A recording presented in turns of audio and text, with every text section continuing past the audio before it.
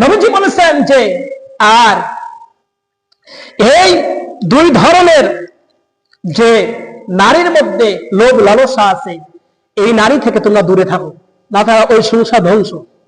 কি হবে? ওই সংসার ধ্বংস হয়ে যাবে।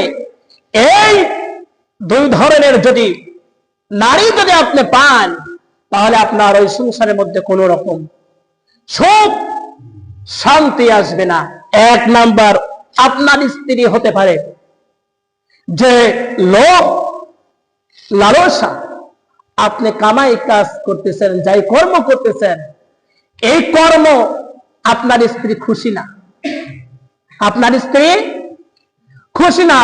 আপনার পর আপনার প্রতিবেশী যে ভাই এই কামাই রোজগার করতেছে, ওইটা বারবার করে যে অমুক অনেক টাকা কামাই গেলে তুমি কি কামাই করে আনিসাও, মানে না শুকর আদায় করে। ওই স্ত্রী লোভ লালসা করে, ওই স্ত্রীর জন্য ওই সংসারে কখনো শান্তি আসবে না, এক নম্বর।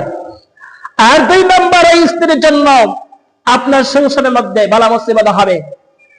নিজের স্বামীর বাড়ির চেয়ে নিজের বাপের বাড়ির বেশি প্রাধান্য দেয়, বাপের বাড়ির কথাই বেশি বলে, বাপের বাড়ি সব কিছু মানে আয়োজন করে, নিজের স্বামীর বাড়ির তার কোনো খোঁজ নাই, গুরুত্ব দেয় না। নিজের বাপের বাড়ি যে স্ত্রী গুরুত্ব দেবে, দেখেন এরকম যারা আছে অনেক কিছু, ওই স্ত্রী থাকেও ওই সংসারে শান্তি নেই, আর তো না থাকে তাকে কি বয়ান তালাক দিয়ে দেয়, দেয় কি দেয় না? অনেক আছে এরকম। সেই জন্য স্ত্রীদেরকে স্বামীর পরিবারের প্রতি গুরুত্ব দিতে হবে। কি দিতে হবে? গুরুত্ব দিতে হবে।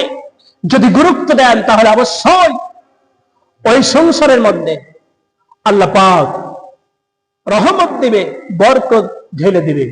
সেজন্য প্রতিটা নারীর আজ থেকে শিক্ষা গ্রহণ করতে হবে, এই কাজগুলো করতে হবে। তার স্বামীর যে যা কিছু কামাই রোজগার আছে, ওই পরিবারের প্রতি গুরুত্ব আপনাদেরকে দেওয়ার জন্য আমি বিনীতভাবে আহ্বান করতেছি।